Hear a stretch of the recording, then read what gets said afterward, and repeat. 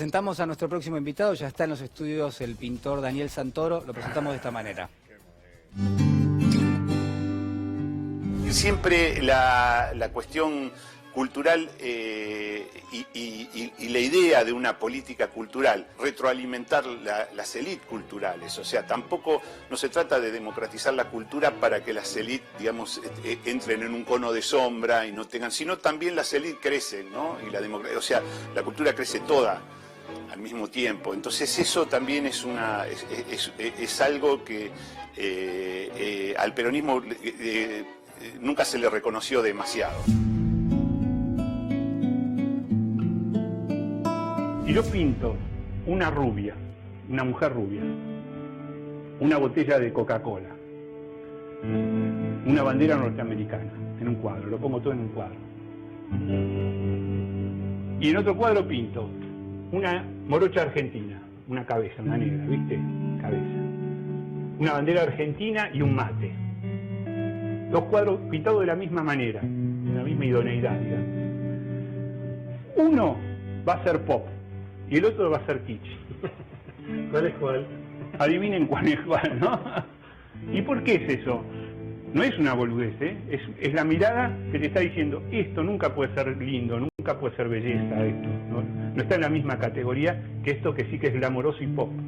Porque se trata de una rubia y de una bandera norteamericana. Pero ese mundo de la oligarquía impone un gusto que no es el gusto latinoamericano. Ellos no quieren estar inscritos en el mundo latinoamericano, no quieren pertenecer a eso que consideran inferior, que son los cabecitas, los grasas, los negritos.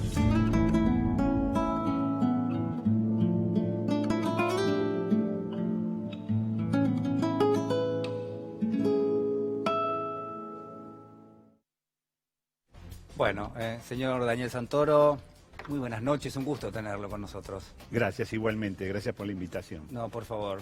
Bueno, a ver, en primer lugar voy a cumplir con algo que me parece una prioridad absoluta, porque además tiene que ver con lo que vamos a hablar. Es este libro, Daniel Santoro y Julián Fava, se llama Peronismo entre la severidad y la misericordia. Lo voy a mostrar acá, señor director. A ver, acá estamos. Peronismo entre la severidad y la misericordia. Bueno, ¿cómo surgió la idea del libro? Contanos un poco. Sí, en realidad fueron unas conversaciones que me propuso Julián, que es un filósofo amigo, y conversamos mucho tiempo en bares, distintos bares de la ciudad, fuimos puliendo esas conversaciones, desgrabándola, y salió ese libro. Son unos cuantos capítulos y el núcleo central del libro se refiere a un poco una especie de ontología del peronismo, ¿no? De qué estaría hecho eso que llamamos peronismo. ¿Cómo pintarías la Argentina de hoy, digamos? ¿Cuáles son los elementos que te parece constitutivos de esta realidad? ¿Se puede descifrar con el lente del peronismo en la Argentina de hoy? Sí, bueno, es un efecto del peronismo también, ¿no? Yo creo que eso es algo, digamos, dentro de la idea de este gobierno, cuando habla de los 70 años y demás, ¿no? De toda esa, bueno, que es muy recurrente hacer esas referencias, en realidad lo que se está diciendo es que, bueno, todos estamos, esa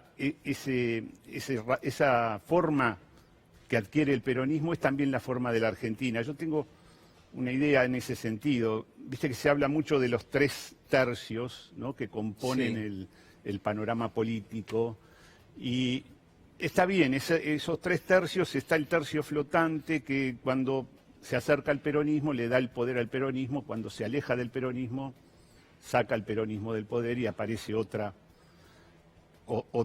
situación. Entonces, a mí me parece que el peronismo está solapado a eso, es como un fractal de eso. Y también tiene 3 tercios el peronismo. Por eso que esa antología, digamos, que tratamos de hacer, esa ontología que tratamos de hacer, está reflejada de esa manera muy paradojal. También hay 3 tercios en el peronismo y funciona así. Hay un tercio flotante en el medio que somos, ahí me identifico yo, somos los peronistas, digamos, un poco, Gioja sería, de alguna manera. Somos los que siempre tratamos de estar mediando entre los otros 2 lugares, ¿no? Lo que sería la izquierda y la derecha, para decirlo muy sencillamente, es más complejo, pero digamos hay una izquierda y una derecha y un centro en el peronismo que es el PJ, no sé, la mayoría de los sindicatos, que es lo que produce el núcleo peronista.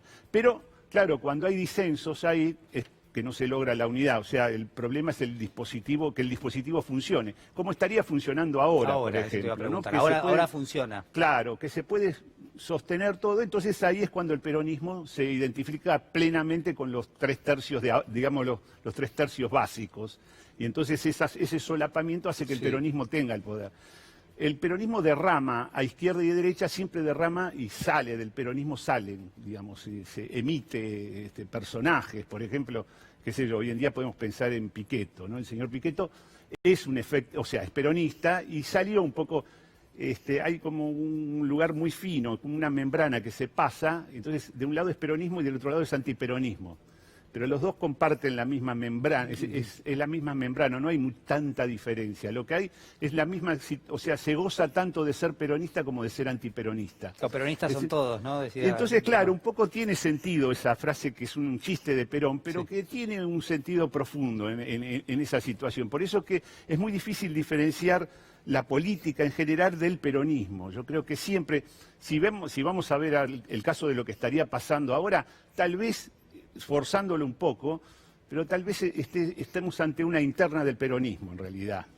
O sea, esto que parecía Cambiemos, que parecía otra cosa, que parecía algo totalmente distinto, en realidad se fue resumiendo y se fue convirtiendo casi en una interna del peronismo, en donde hay peronistas, antiperonistas, digamos, que se fueron del otro lado, que van a competir con el peronismo que está constituido. Pero son como emisiones, o sea, incluso la incluyo también a la señora Bullrich en esto, o sea que también es otro efecto gozante por fuera del peronismo. Sí. Ya la escuchamos hablar hoy, ayer, diciendo unas cosas tremendas, ¿no? Terrible, sí. Son los peores antiperonistas, son los peronistas, en realidad, cuando se cruzan la membrana y necesita...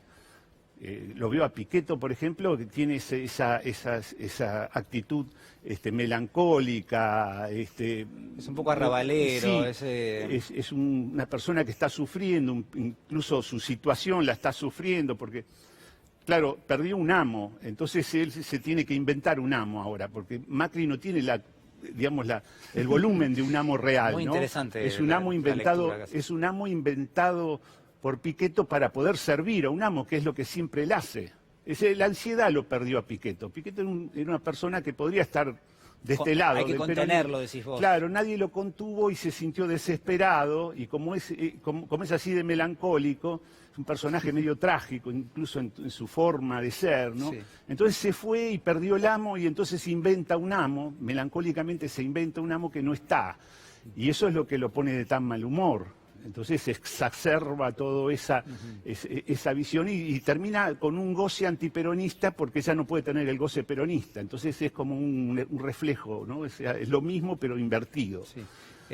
Quiero preguntarte por toda la iconografía peronista que está muy presente en tu obra, digamos, cómo surge la idea de utilizarla, si eso uno hoy lo puede traspolar y ponerlo en la actualidad, ¿cuáles serían esos íconos que uno podría citar del peronismo?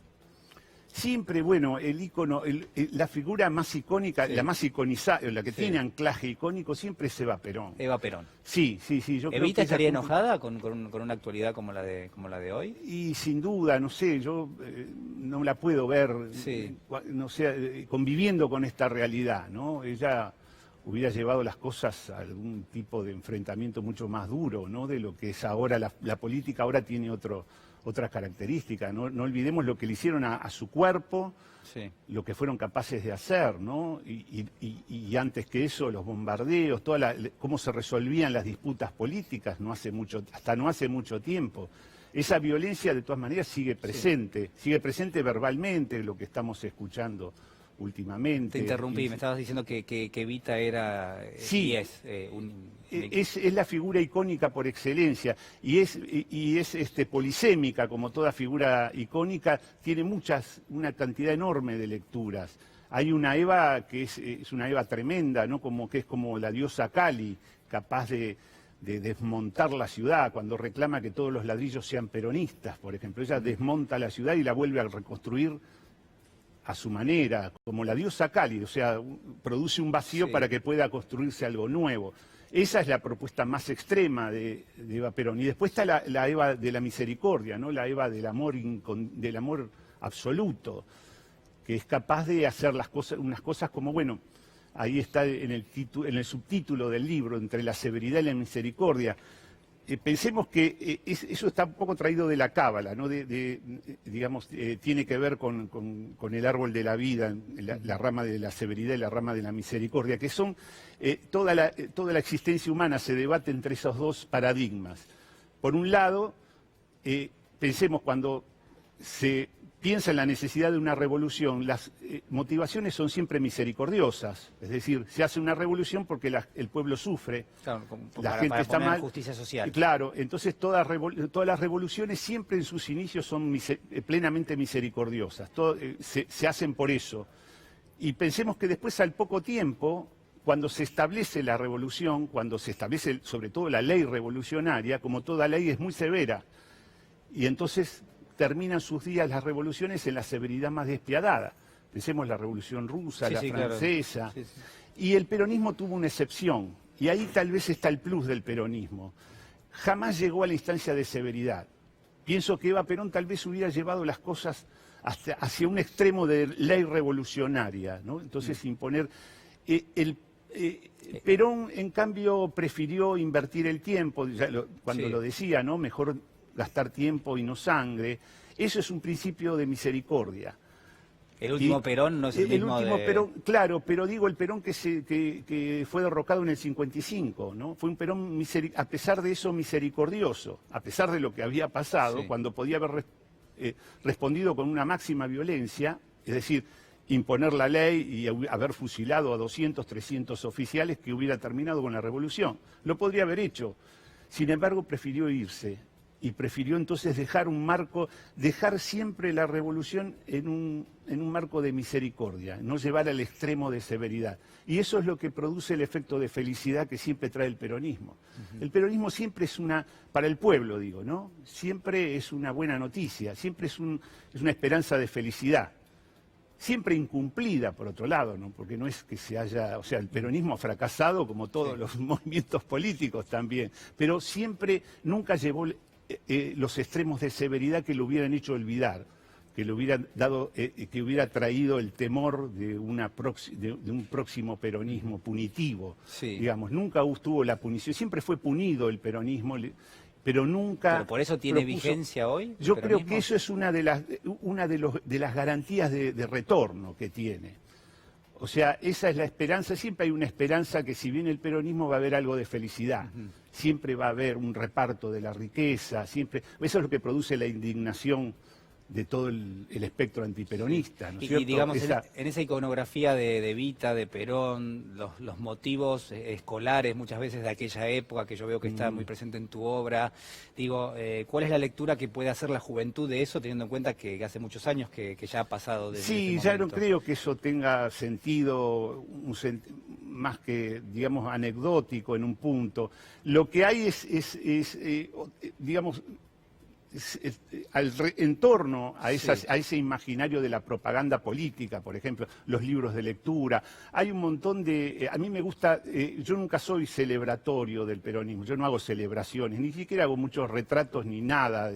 O sea, lo que me gusta es indagar, sobre todo en las zonas oscuras, y me gusta recrear eso y producir algunas formas digamos, hacer novedades icónicas, o sea, reelaborar el ícono y con eso sí producir algún tipo de actualidad. O sea, siempre el problema de la mal llamada grieta, ¿no? Que es un tema, siempre se habla de la grieta, hay como una especie de significante que se... ¿Existe la grieta? Claro, y yo creo que está mal dicho, o sea, a mí me parece que no es pertinente hablar de una grieta. Una grieta... Se puede hablar de una grieta, por ejemplo, si esta mesa se agrieta y entonces está amenazada su unidad, y entonces hay que subsanar la grieta. O sea, la grieta lo usa el poder para decir hay algunos atorrantes que quieren agrietarnos nuestra unidad y vienen a amenazarla, habría que eliminarlos. O sea, vos decís que no se puede hablar de grieta porque obviamente se parte de una unidad, claro, y algo que se divide posteriormente. Que es un pasado que nunca existió. Un pasado de unidad que nunca existió. Nunca hubo eso. Entonces, en todo caso hay una escisión. Cuando hay una escisión hay dos partes. Entonces sí, o sea, hay dos mesas entonces. No es esta mesa que está agrietada, sino tenemos dos mesas. Vamos a negociar y vamos a ver si podemos componer con eso una sola mesa. Pero no es que hay una amenaza a través de una grieta y que nosotros teníamos una mesa entera y de pronto vinieron unos atorrantes y nos agrietaron la mesa. Entonces vamos a castigarlos por haber producido la grieta. ¿Qué es lo que siempre está detrás de esa palabra? Sí. O sea, esa palabra no es inocente, fue inventada siempre por el poder. Que siempre hay unos negros, hay alguien dando vuelta ahí, desde la vuelta, hay cuadros emblemáticos, yo trabajo mucho, ¿no? La Vuelta del Malón, por ejemplo, son unos negros que andan dando vuelta por ahí, los cabecitas y demás, que nos vienen a amenazar.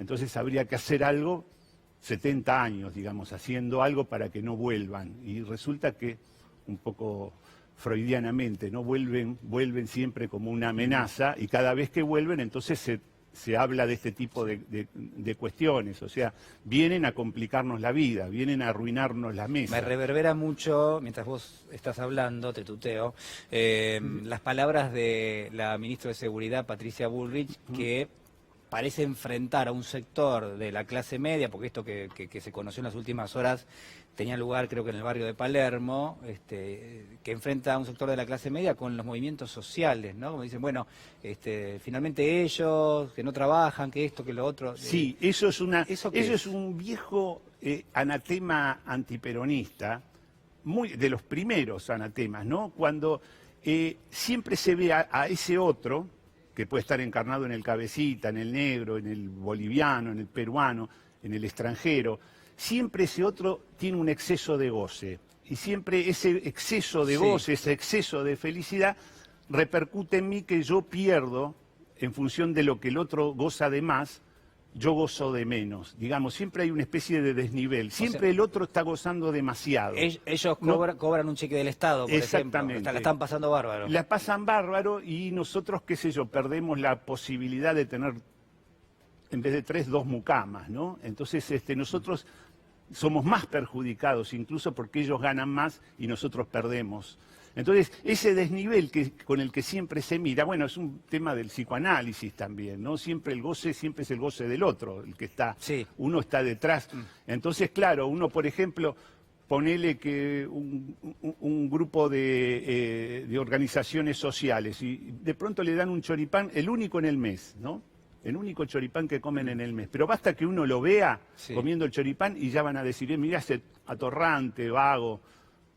Come choripanes. O van en micro a la movilización. Claro, y entonces cualquier cosa, y esto, bueno, esto es muy viejo, yo recuerdo en la década del 60, era casi un deporte de la clase media, pasar por los costados de una villa, ponerle la 31 y contar la cantidad de antenas que había en las casillas, ¿no? Entonces, cada antena era un exceso de goce del que estaba dentro de la casilla, ¿no? Mirá, tienen televisión y viven en una villa, se decía. Eso era uno de los... Bueno, eso después se traslada, están todos los... nosotros trabajamos con Francis Estrada una serie de televisión que se llamó Proyecto Aluvión, que lo pueden ver, está en YouTube, y ahí trabajamos todos esos puntos oscuros, los fantasmas que produce el peronismo. Y uno de los más atractivos es la quema del parqué. O sea, le daban chalecitos californianos, mito, ¿no? Pero el tema es que tenían piso de roble de eslabonia, y eso era un exceso de goce para el cabecita. Tener el piso de roble de eslabonia, ¿cómo se desangustiaba? Porque produce una angustia el goce del otro. ¿Cómo se desangustiaba? Pensando que al poco tiempo iban a levantar el parqué y hacer un asado. De esa manera iban a desbaratar la casa, y entonces iban a cesar de gozar, ya no iban a gozar de esa casa que no merecían. Entonces, fíjate las leyendas urbanas que se armaban para poder convivir con ese exceso de goce que siempre es percibido en el peronismo. Daniel, la verdad que te agradezco muchísimo, nos quedamos sin tiempo, me quedaría escuchándote una hora entera, así que te vuelvo a invitar al programa en cualquier momento. Dale, cuando quieras. Así que te agradezco muchísimo, ha No, sido muy gracias a vos, amable, un Julián. gusto enorme tenerte.